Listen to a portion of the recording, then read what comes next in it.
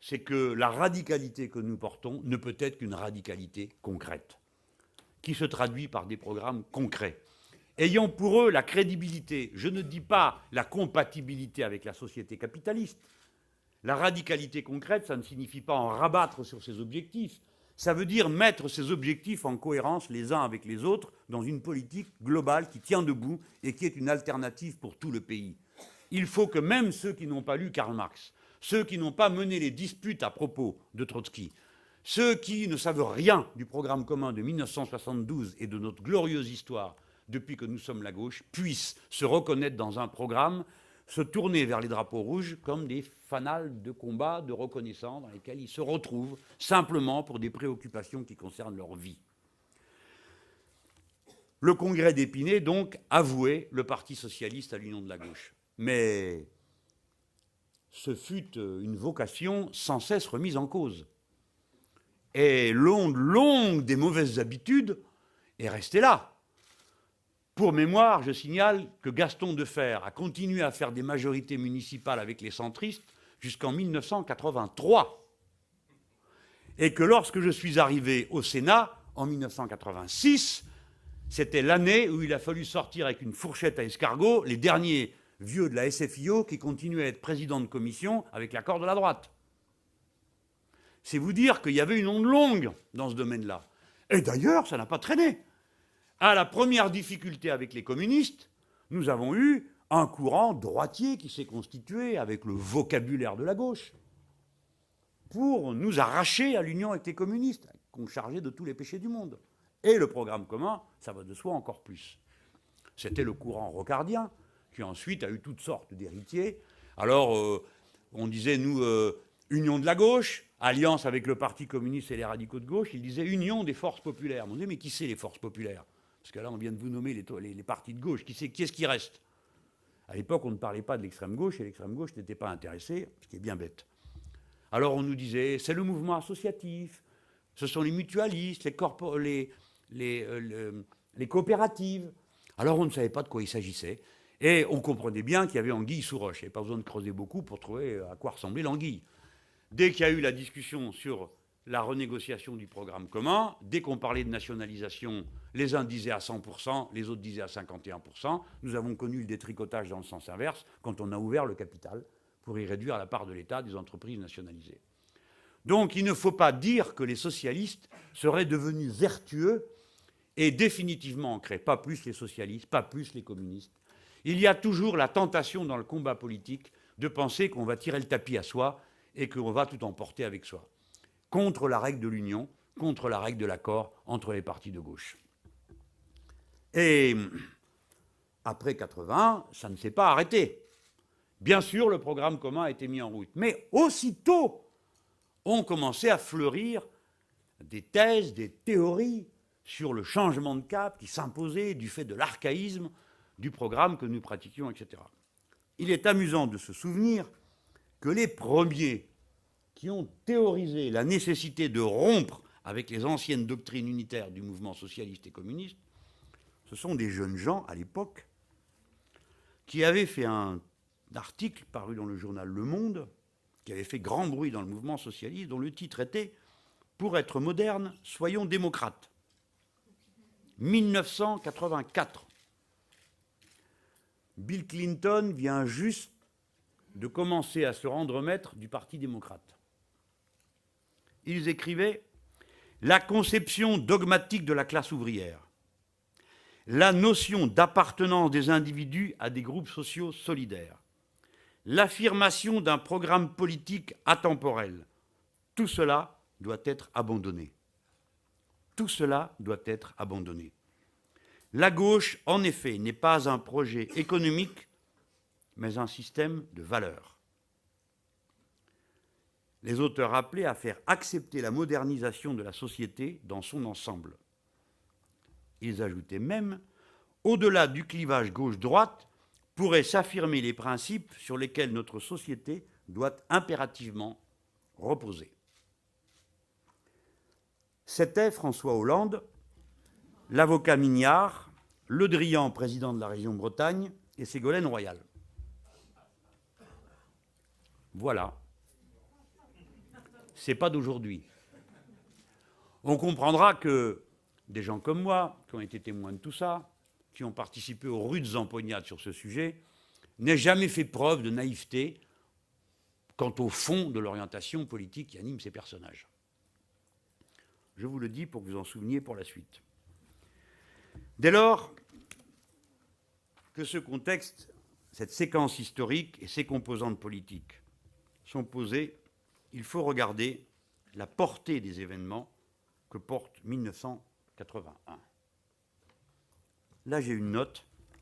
Quand j'étais militant socialiste à l'époque, on avait un truc incroyable. C'était une cassette, peut-être qu'il y en a qui l'ont encore, et on passait le bilan. Et ça dure 25 minutes. Il y a de la musique et on voit des lignes qui descendent comme ça.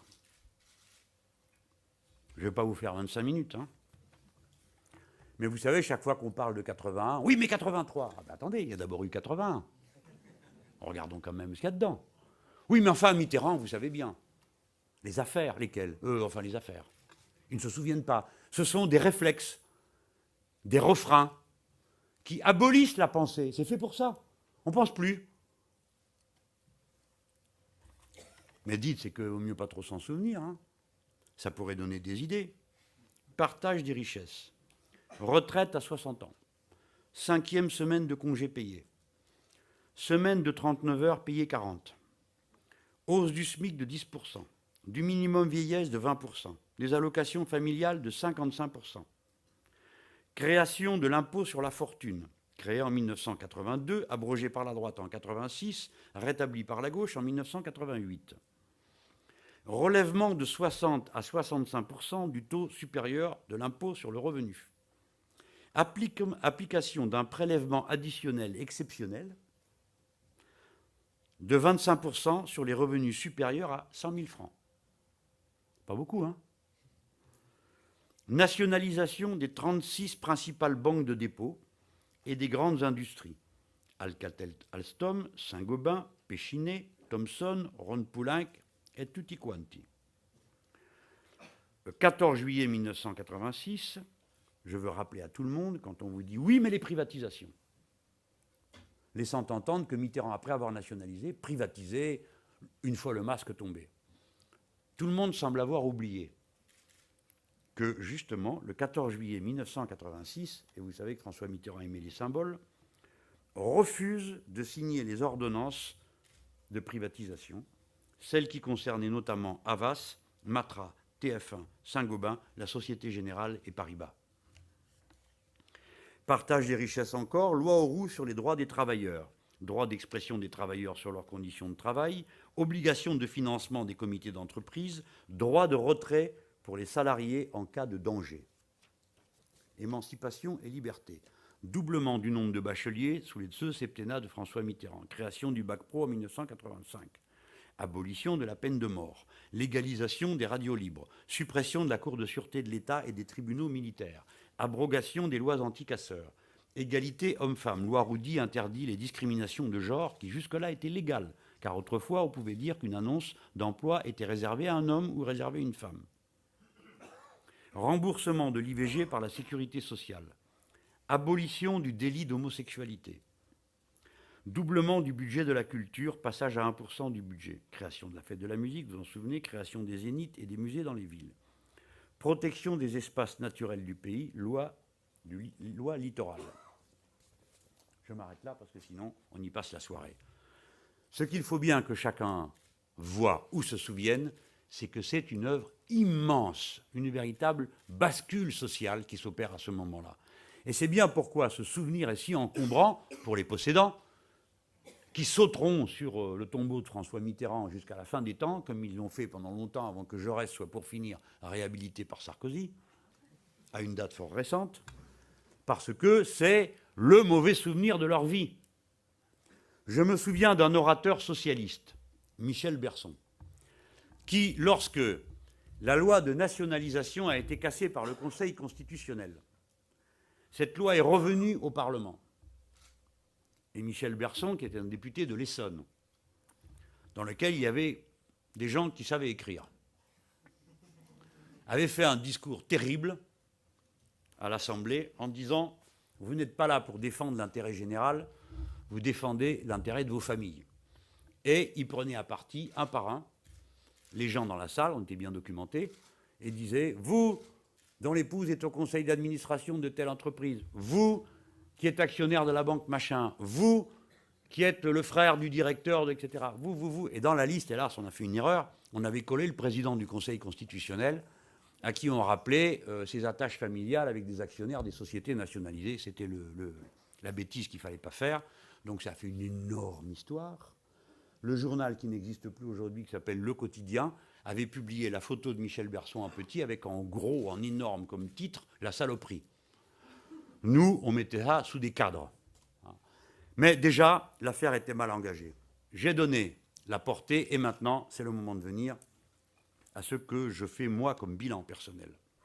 C'est-à-dire, évidemment, après avoir parlé de l'ampleur, après vous avoir mis en garde contre tous ceux qui font des bilans policiers de l'histoire, après tous ceux qui, d'une manière ou d'une autre, viennent à vous dire « rien ne sert à rien et ça ne sert à rien de gouverner ». Maintenant, il faut regarder aussi les limites de tout ça. Mais essayer de le faire avec quelque chose qui ne soit pas un esprit policier. On parle beaucoup du tournant de 1983, mais on en parle très mal. Quelle était la situation? Nous avions eu 4 dévaluations. Nous avions instauré le contrôle d'échange et l'emprunt forcé. Le pays a touché le mur de l'argent. Que faire? Une stratégie eût été de dire « nous nous appuyons sur le mouvement social révolutionnaire des masses qui vont défendre les acquis du gouvernement de gauche. » Eh bien, où était le mouvement des masses? Il n'y en avait pas. Pourquoi? Première leçon. Parce qu'il y avait une conception totalement institutionnelle du changement. Pour caricaturer, le changement venait d'en haut. La révolution citoyenne qu'a représentée la conquête du pouvoir par la gauche en 1981 a été, en quelque sorte, tellement institutionnalisée. Une révolution citoyenne a besoin d'institutions. Mais elle n'a pas besoin que d'institutions. Elle a aussi besoin de révolution. Cette vision institutionnelle de la façon de gouverner, elle non plus, n'est pas qu'une question théorique. Nous devons reconnaître que dans le début du premier septennat, nous avons été, à une occasion, mis quasiment au pied du mur de savoir si nous restions ou non dans le cadre institutionnel. C'est lorsque le Conseil constitutionnel a décidé d'annuler les lois de nationalisation. Il l'a fait au nom d'un principe constitutionnel qui dit que lorsqu'il y a nationalisation, l'indemnisation doit être préalable et juste. C'est sur le mot « juste » que le Conseil constitutionnel a demandé la réévaluation des indemnisations. Ce qui était d'une part faire payer plus cher au gouvernement de gauche les nationalisations et évidemment tenter un bras de fer. À ce moment-là, moi j'étais jeune premier secrétaire d'une fédération socialiste. Nous étions la montagne dans la réunion des premiers secrétaires socialistes. La montagne, c'était un secteur de l'hémicycle, on s'était mis là parce que c'était romanesque, de tous les premiers secrétaires fédéraux les plus à gauche du parti. Et donc nous exigions séance tenante qu'on se mobilise. C'est nous qui voulions des têtes et ainsi de suite. Et on demande à nos responsables, qu'est-ce qu'on fait? On appelle à la manif, où est le rassemblement? Et tout le monde dit, ah, la manif, pas de manif, c'est pas le sujet. Bon, vous comprenez, attention, on ne peut pas aller au bras de fer comme ça. Bon, il faut faire très attention à ce qu'on fait, donc on va faire un tract. Voilà. Devant un énorme bras de fer social et politique, la réponse est un tract. La vie politique ne passe pas 2 fois les plats. Vous cédez un jour, le lendemain, le rapport de force que vous n'avez pas constitué se retourne contre vous. Évidemment. Et à partir de là, la vision institutionnelle et la peur du choc avec les institutions et avec la droite a conduit à ce que j'appelle, moi, le syndrome Allende. Vous devez savoir que dans les premières manifestations que faisait la droite, après 81, un de leurs slogans, c'était « Allende, on t'a eu, Mitterrand, on t'aura ». Nous avions tous la tête pleine de l'affaire de 1973 au Chili. Tous. Ce n'était pas un mythe, c'était une chose concrète. La plupart d'entre nous avaient connu, en adultes conscients, l'échec de Salvador Allende. Et ça a conduit à dire et à faire des bêtises. Par exemple, au moment où certains secteurs se mettaient en mouvement. Quand les camionneurs ont commencé à faire grève, imaginez-vous que le fantasme chilien, il était à son comble. Parce que c'est comme ça que Salvador Allende s'est fait asphyxier. Mais quand les OS d'Aulnay se sont mis en grève, c'est là que ça n'a pas tourné rond. La réponse que nous avons faite à l'époque, je dis nous, je me mets dedans, j'y suis pour rien, hein, était une réponse totalement erronée, qui ne comprenait rien à la dynamique sociale qui pouvait être tirée de tels mouvements. Qu'est-ce qu'on a dit? Ça me gêne de vous le dire, heureusement tout le monde l'a oublié. On a dit que c'était un complot. Jean Auroux a dit que c'était parce que l'étranger nous regardait et essayait de nous faire échouer. Et il y a eu pire. Pierre Mauroy a dit que c'était un problème avec les chiites. 1981-82. On voit comment le syndrome Allende a donné une vision absolument inappropriée de ce qui se passait. Alors donc, il est clair que quand vous avez des mouvements comme ça, les syndicats CGT et CFDT refusaient qu'il y ait un accord. Ils voulaient négocier eux-mêmes. Le gouvernement a contourné les syndicats et discuté directement avec la direction de PSA. Et ce que voulaient les ouvriers, c'est que puisque l'emploi a été préservé et sauvegardé à l'usine Renault, il fallait donc que ce soit pareil dans cette entreprise-là. Voilà ce qu'ils voulaient. Et c'est le gouvernement qui a discuté directement. Et donc un nouveau plan social a été mis sur la table où il y avait moitié moins de licenciements, mais il en restait la moitié. Et les syndicats ont refusé de signer cet accord-là. Ce n'est qu'un micro-exemple, je vous en ai donné deux, que nous devons regarder d'une manière lucide, en comprenant pourquoi les choses sont faites de cette manière, et pas en ayant une vision policière. Je vous ai donné l'exemple du rapport au Conseil constitutionnel et l'exemple de la relation au mouvement social. Donc vous voyez qu'il est contradictoire, car pour l'essentiel, dans le début des années 80, nous avons eu surtout des grèves venant des corporations de droite. Tout se mélangeait. Vision institutionnelle. Et ensuite, corollaire de cette vision institutionnelle, le maintien du cadre institutionnel lui-même. Si vous commencez par dire que quand 9 personnes estiment, le Conseil constitutionnel, que la nationalisation n'a pas donné lieu à une indemnisation juste, que ces 9-là ont le pouvoir de mettre tout le pays à la taxe, un peu aujourd'hui comme le font les banques avec la Grèce, eh bien, c'est clair, vous reconduisez le cadre institutionnel. Je pense que le maintien de la Ve République et de ses institutions est la deuxième leçon d'erreur que nous devons retenir de cette période. Cependant, il ne serait pas juste de dire que rien n'a été tenté. Ce n'est pas vrai. Encore une fois, ayons un regard approfondi, critique. Prenons l'exemple du mode de scrutin. Il a été changé en 1986. C'était un scrutin proportionnel départemental. Il aurait suffi en 1986 que communistes et socialistes aient présenté des listes communes aux élections législatives à la proportionnelle pour que nous ayons gardé le pouvoir. Si vous voulez, reportez-vous aux chiffres de l'époque. À l'époque, toute la droite s'était rassemblée sur des listes et nous ont battus de cette manière-là. Et il y avait l'extrême droite. Quelle leçon a été tirée? Nous avons été immédiatement couverts d'opprobre.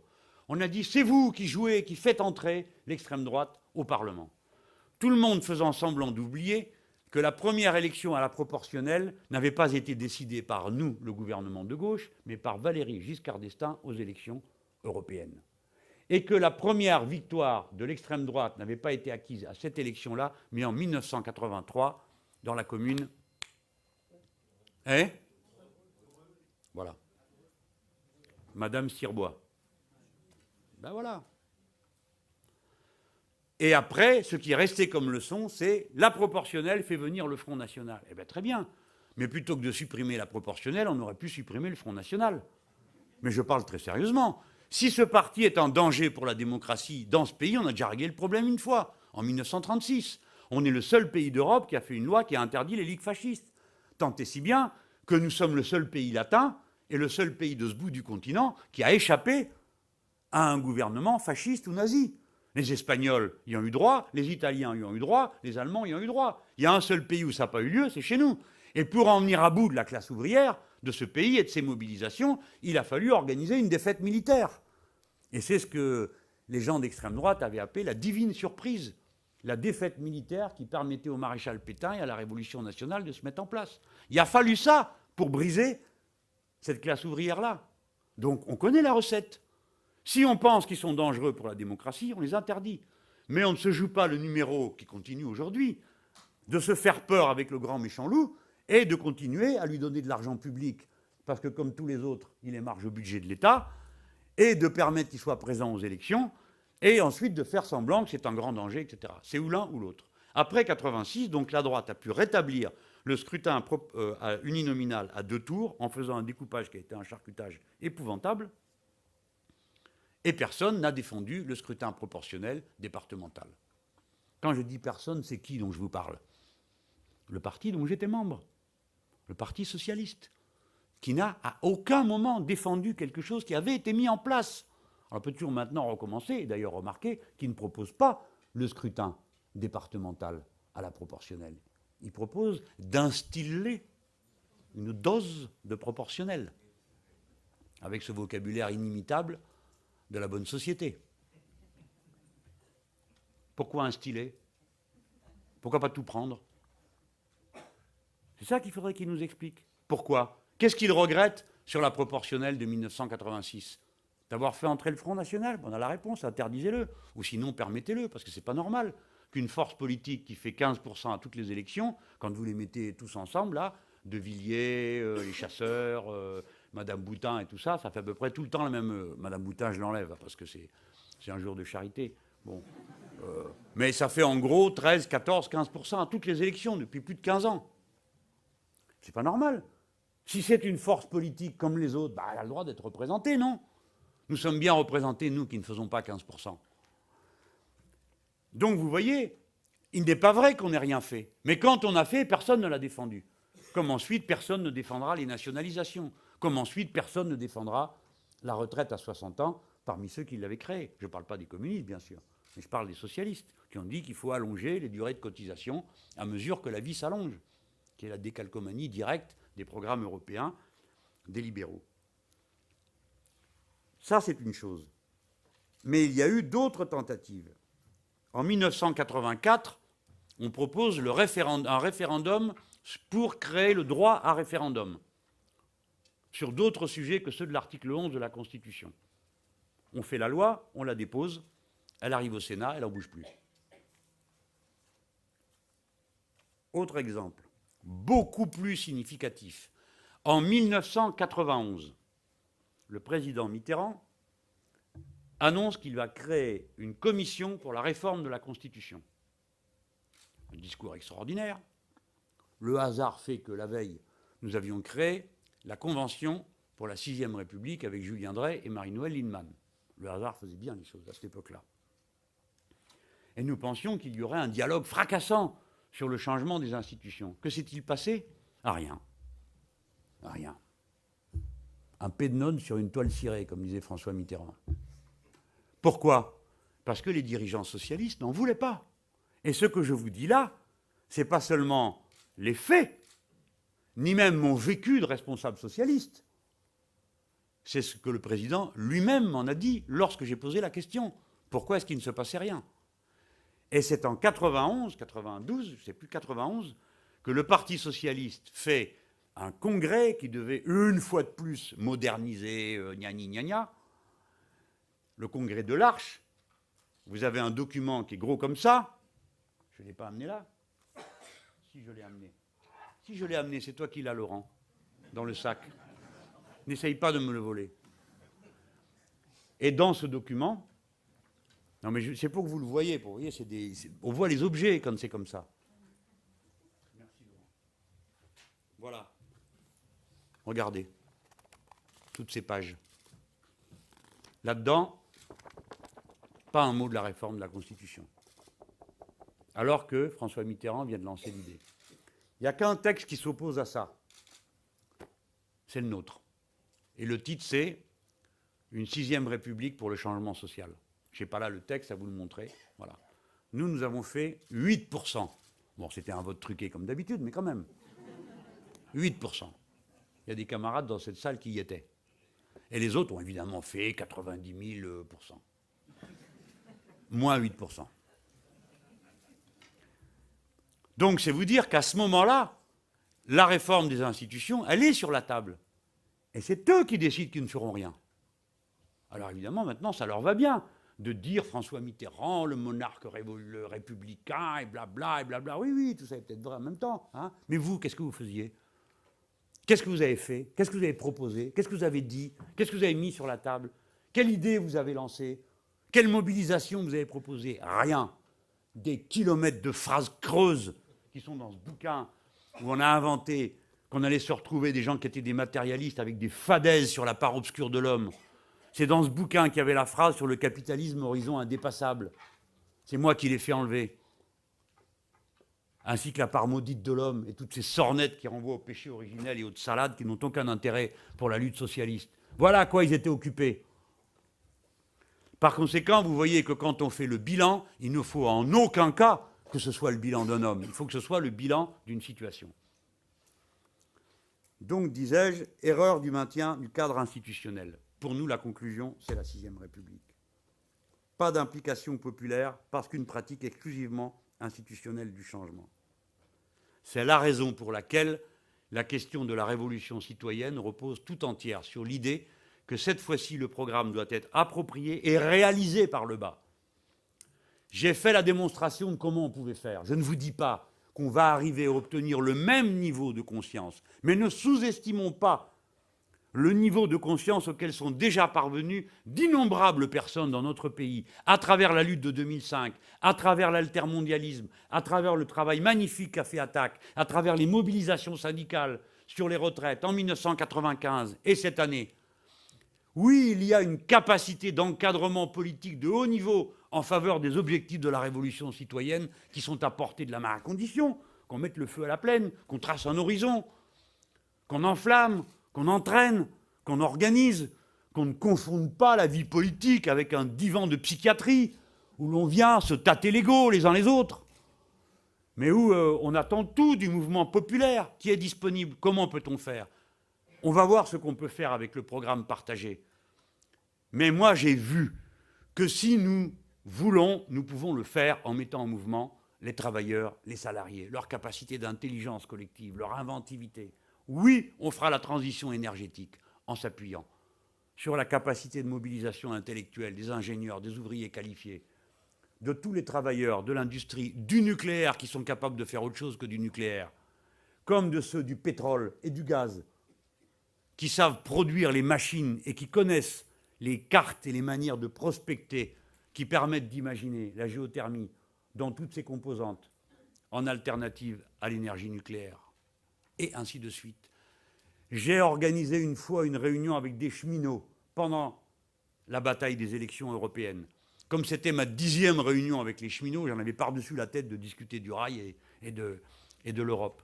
Et je leur dis, je vous l'ai déjà raconté cette histoire, mais je vous la raconte quand même. Je leur dis, bon, écoutez, je pense que tout le monde est de gauche ici, alors bon, tout le monde rigole. Je dis, en plus, je parie que tout le monde est communiste. Alors là, ça commence. Non, pas moi. L'autre, il dit, ça dépend ce que tu entends par communisme. Bon, c'est bon. Là. Stop, c'est bon. Tout le monde se marre à nouveau. Je dis, bon, voilà, pour une fois, on va changer l'ordre des questions. Voilà, moi, je raconte partout qu'on va mettre tous les camions sur les trains dès qu'on sera au pouvoir entre la Belgique et l'Espagne. Mais honnêtement, à votre avis, combien de temps il faut pour faire ça? Commence une discussion extraordinaire. Il y a 50 personnes dans la salle, de toutes les générations de cheminots, hommes et femmes. Alors là, pour le coup, j'aime mieux vous dire que les gars, ils se tâtaient pas pour savoir lequel allait parler le premier. Tout le monde parle en même temps. Et que ceci, et que cela, et que ça s'engueule entre eux, et que ci, et que là. Bon, au bout d'une demi-heure, on n'était pas rendu bien loin. Et je leur dis, un peu narquois et sarcastique, j'avais quelques camarades communistes avec lesquels on faisait des petites passes de fleurs et mouchetés. Et je leur dis, dites donc, d'habitude, hein, on dit que c'est les hommes politiques qui ne font pas des réponses claires. Mais alors là, bravo les gars. C'est vous qui êtes cheminots, vous n'êtes pas foutus de savoir s'il faut 5 ans, 6 ans ou 3 ans pour mettre tous les camions sur les trains. Tout le monde se marre, c'était quand même décontracté, on est entre camarades. Et puis, il y avait là un communiste. Ah, ça ne lui allait pas qu'un gars comme moi ait le dernier mot. Alors, il se lève et puis, bon, le gars il a l'habitude, hein. Bon, un syndicaliste il s'en laisse pas compter, hein. Il s'avance et il dit, écoute Mélenchon, 6 ans ou 3 ans, ça dépend qui c'est qui le demande. Et ben voilà, si ce sont les travailleurs qui prennent en charge la question, hein, eh ben oui, ça peut se faire en 3 ans, parce qu'ils en ont fait en moins de temps que ça. Mais si c'est les autres qui viennent leur flanquer des coups de bâton sur la tête et leur dire qu'ils vont travailler plus pour être payés moins, il y a peu de chances que ça arrive à se faire, même en 10 ans. Voilà. En tout cas, cette implication populaire, pour moi, ce n'est pas simplement une implication dans les barricades et les manifestations. Des fois, il faut faire des barricades. Il vaut mieux qu'il n'y ait pas trop souvent à en faire, hein. On est plutôt des gens tranquilles. Il faut faire des manifestations, mais on préfère que ça se passe sans manifestation. Mais s'il faut, on est prêt à faire la manifestation. L'implication populaire dont je parle, c'est une implication d'intelligence, de savoir-faire, tout le potentiel créatif des travailleurs, des salariés, des intellectuels. C'est ça aussi l'implication populaire. Tout ce savoir-faire mis à profit de l'intérêt général, et de l'intérêt général pour écraser les intérêts particuliers parasitaires qui empêchent le progrès humain et le développement de la société. Voilà de quoi je parle quand je parle d'implication populaire. Ça m'amène au dernier point, parce que c'est lui qui est crucial. Je vous ai dit tout à l'heure que s'est-il passé en 1983. Nous sommes sur le mur de l'argent. Un débat a lieu. Mais honnêtement, j'en demande raison à tous ceux qui s'y trouvaient. Moi, j'étais un homme trop jeune et pas assez influent, heureusement. Parce que j'étais comme beaucoup d'autres. J'étais pas content de ce que je voyais, mais je ne savais pas quoi faire d'autre. Et quand on nous disait, mais qu'est-ce qu'on peut faire d'autre? Eh bien, nous restions les bras ballants. Parce que dire, il n'y a qu'à Faucon, dans un pays avec 4 dévaluations, un contrôle d'échange et un emprunt forcé, c'est pas sérieux. Vous ne pouvez pas aller voir les travailleurs en disant, en avant vers Trousseau. Non, c'est pas comme ça que ça se passe. Les gens, ils l'avaient moite d'être partis en vacances, avec, ceux qui partaient en vacances, avec des sommes contingentées. Ça avait beaucoup marqué les esprits. Et puis l'emprunt forcé, c'est tout le monde qui y est passé, hein. C'est pas seulement certains. Ça a descendu assez profond dans la classe moyenne. Ce n'était pas des grosses sommes, mais on y est tous passés. Vous vous en souvenez peut-être même pas vous-même. Mais moi, je m'en souviens. Je vois qu'au premier rang, il y a des gens qui font oui, s'en souviennent de l'emprunt forcé. Vous vous imaginez ce que ça représente dans l'imaginaire collectif, dans la conscience de chacun? C'est-à-dire que c'est arrivé jusque dans votre maison, la catastrophe financière du pays. Hein, voilà. Pourquoi ça s'est passé comme ça? Au lieu de se jeter à la figure des imprécations, il s'est passé que le capitalisme a changé de nature et que nous affrontons un adversaire qui n'est plus l'adversaire principal. L'adversaire principal, il s'est transnationalisé. L'adversaire principal, il se joue des frontières pour y enfermer les peuples, alors qu'avant, c'était lui, le capital, qui était enfermé dans les frontières nationales et qui provoquait des guerres de ce fait-là. Alors, à ce moment-là, il a inventé une autre stratégie. Cette autre stratégie, c'est de dire, puisqu'on ne peut pas faire ce programme politique dans un pays, alors on va le faire à échelle pertinente, c'est-à-dire à l'échelle européenne. Et à l'époque, c'est l'Europe des 16. Ce n'est pas l'Europe des 27. Des 16, je ne dis pas de bêtises. Bon. Quoi? On s'en fout, me dit quelqu'un ici. Bon, allez, hop. Les 16. Et vous avez, si vous voulez vous y référer, toutes sortes d'articles. Pas de révolutionnaires, internationalistes, pas de trotskistes prêchant les États-Unis socialistes d'Europe, pas de Victor Hugo appelant à la constitution de l'Europe pour les raisons de l'humanisme que représente le continent. Lui, au moins, Victor Hugo, il avait la décence de ne pas nous coller les églises comme raison d'être tous ensemble. Il nous collait la Renaissance, c'est quand même plus intéressant. Et les Lumières. C'est pas ça. Ce sont des sociodémocrates. C'est des Michel Rocard et les autres qui disent la social-démocratie et le compromis n'est possible qu'avec des règles, des lois communes, acceptées par tous parce que votées par tous. Donc, c'est un article qui est paru en 1993 dans Libération qui s'appelait « La social-démocratie dans le miroir de la modernité ». Donc, disait-il, créons cet ensemble et à ce moment-là, nous pourrons prolonger les objectifs socialistes que nous n'avons pas atteints dans notre pays. Voilà quel était le projet. Mais tout ça suppose un capitalisme qui, d'ores et déjà, à cette époque, n'existe plus. Et nous allons aller en roue libre sur cette orientation, jusqu'au traité de Maastricht. Alors évidemment, certains ont vu le coup plus vite que d'autres. La CGT notamment, qui comprend que le traité de Maastricht, c'est placer un garrot autour du cou des classes ouvrières de toute l'Europe, que l'acte unique, sans contrepartie sociale, sans garantie sociale, va être un désastre. Jean-Pierre Chevènement le comprend, et d'autres, dans l'extrême gauche. Et nous sommes nombreux à entendre l'argument qui nous est présenté. Il est de deux natures, trois natures. Premièrement, vous aurez un espace pertinent pour faire votre politique socialiste. Deuxièmement, nous disait François Mitterrand aux plus rebelles. Deuxièmement, la droite ne pourra plus conspirer contre vous à faire des dévaluations parce que vous aurez une monnaie unique. Troisièmement, vous clouerez la main des Allemands sur la table dans l'Europe. Eh bien, mes amis, dans toutes ces raisons, toutes ne sont pas superficielles. Et je vous dis que chacune d'entre elles mérite d'être reconsidérée à chaque étape de l'histoire.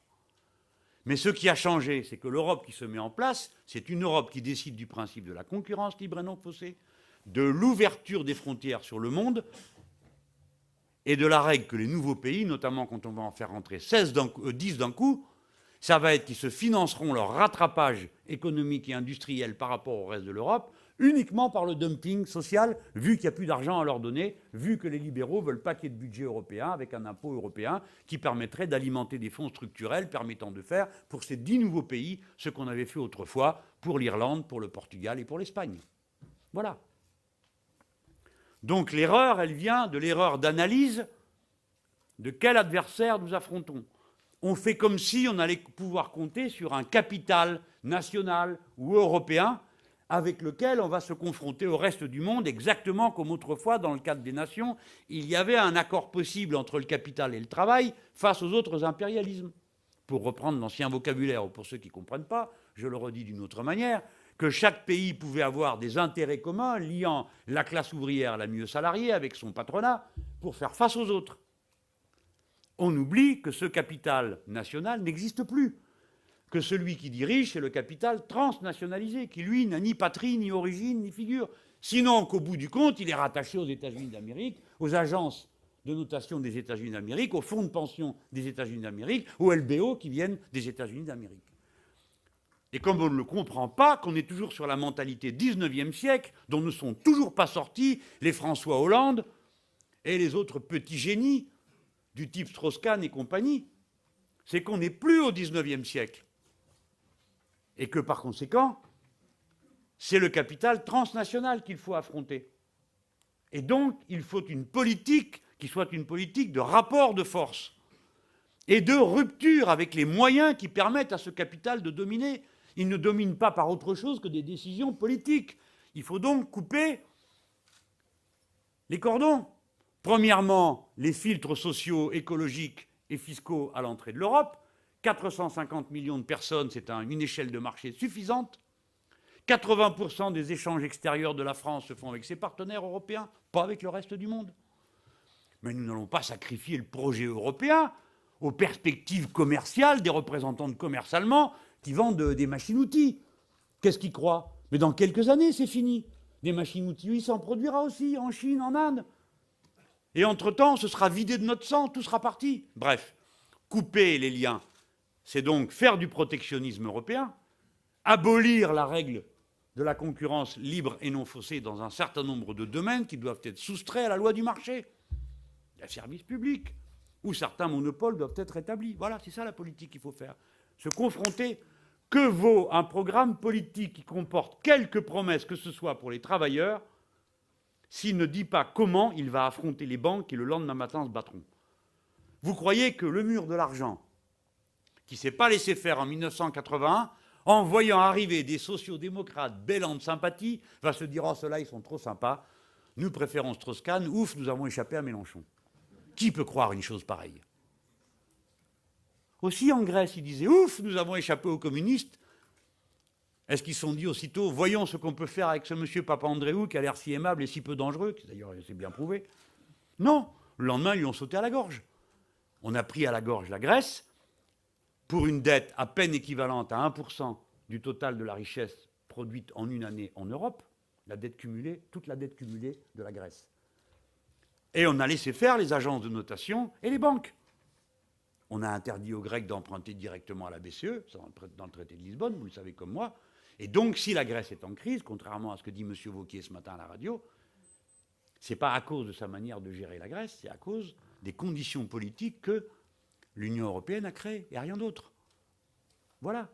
Donc, demain, s'il y a un gouvernement, les mêmes agences de notation qui ont même à un moment donné se sont risquées à faire un bras de fer avec M. Obama au moment du vote du budget américain, parce qu'elles sont tenues par les néoconservateurs, eh bien, ces banques ne laisseront pas faire. Pourquoi?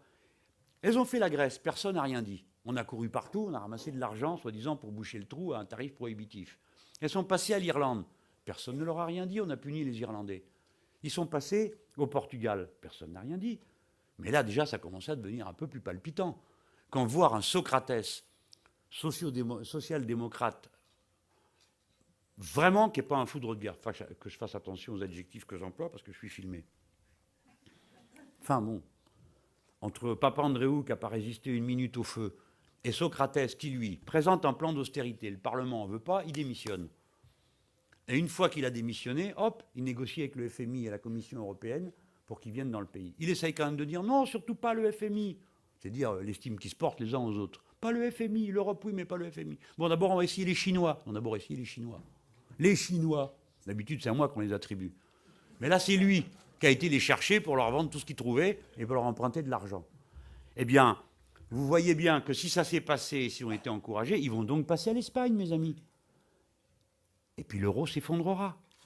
Parce que le fonds de réserve qui a été mis en place, c'est 750 milliards d'euros. Qu'est-ce que vous croyez qu'il y a dedans? D'où ils sortent ces 750 milliards? Qui c'est qui les avait? Eh bien, personne. Personne ne les a. Personne ne les a. Les gouvernements ont dit, on les donnera. Ils n'ont pas d'argent. Qu'est-ce qu'ils vont faire, les gouvernements? Ils vont emprunter pour mettre dans le pot. Et à qui ils vont emprunter? Pas à la BCE, aux banques. Donc, c'est 750 milliards qui vont être empruntés aux banques pour prêter aux États, pour rembourser aux banques. C'est pas le jackpot, un truc pareil? Je plaisante pas, c'est ce qui se passe. Hein. Donc, le fonds de 750 milliards, il est composé de contributions des États qui n'ont pas d'argent et qui vont les emprunter, d'un emprunt de la Commission et d'une part du budget européen, lui-même, financé de cette manière-là. Et voilà. Donc, les 750 milliards, mes chers concitoyens, ils n'existent pas. Ils seront empruntés. Et donc, la catastrophe va donc se propager. Et vous vous souvenez que vous avez vu à la télévision, dans le film On va M. Strauss-Kahn, vous expliquer pourquoi c'est vrai que les gens, des fois, ils n'aiment pas la cure que propose le bon docteur. C'est comme ça qu'ils se présentent. Mais que c'est pour guérir. D'ailleurs, vous voyez les Grecs qui guérissent. Leur dette s'est creusée d'une manière abyssale. Ils en sont à 150% du PIB. Tout le monde dira, 150%.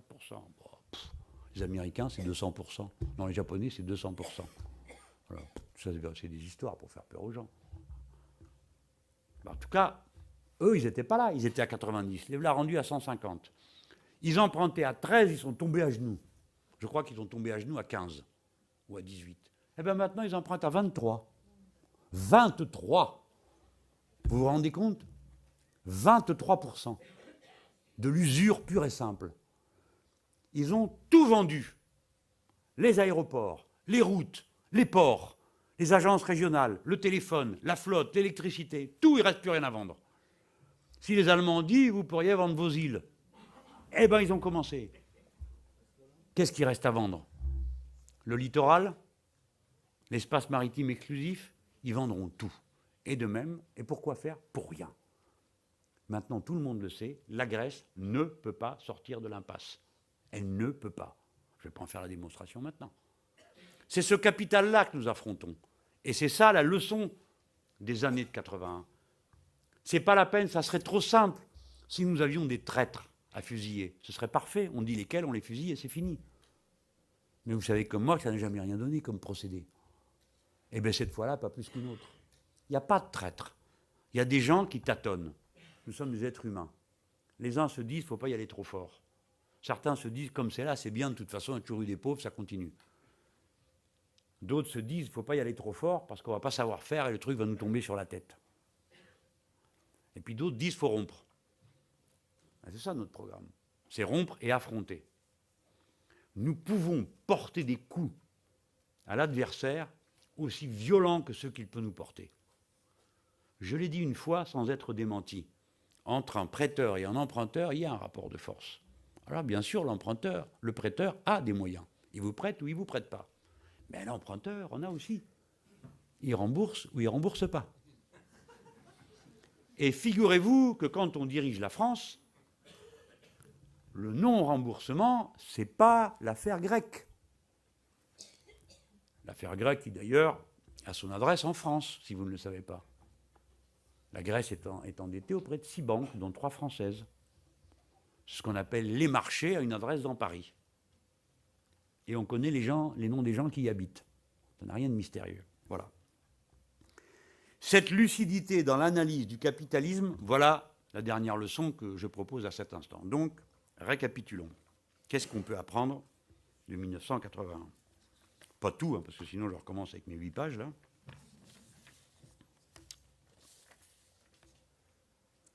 D'abord, le programme, la stratégie et le parti sont 3 notions liées. Si vous faites un programme de rupture et de combat, vous ne pouvez pas l'appliquer avec autre chose que des partis de rupture et de combat. Et vous ne pouvez pas le faire avec autre chose qu'une alliance, voilà la question de la stratégie, de ceux qui sont intéressés à cette rupture et à ce combat. Les 3 se tiennent. Quand vous passez par-dessus bord le programme de rupture, en général, vous passez par-dessus bord l'alliance de rupture, et pour terminer, vous passez par-dessus bord le parti de la rupture. Avec les primaires, c'est ce qui va arriver au Parti socialiste, qui va clore la série. Avec le front de gauche, c'est l'inverse. Nous allons avoir un programme, le programme partagé. Nous avons l'équivalent d'un parti, le front de gauche composé de 3 partis.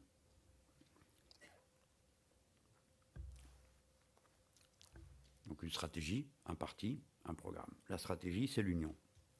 Mais cette union, elle ne peut pas se faire autrement que sur de la cohérence politique. Si vous faites une union sans contenu, ou une union avec un contenu contradictoire, ce n'est plus une union, l'attelage éclate en route.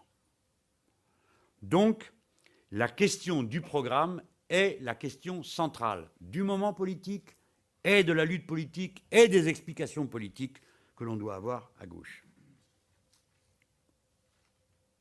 3e point, l'implication populaire est le moyen en même temps que la fin de l'action. C'est pourquoi notre révolution est dite citoyenne.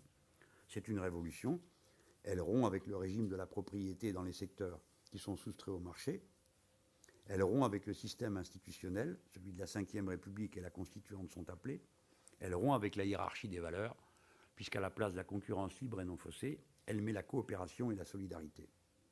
C'est une révolution citoyenne, parce qu'elle se fait par le biais du suffrage universel, dont elle admet par avance la souveraineté.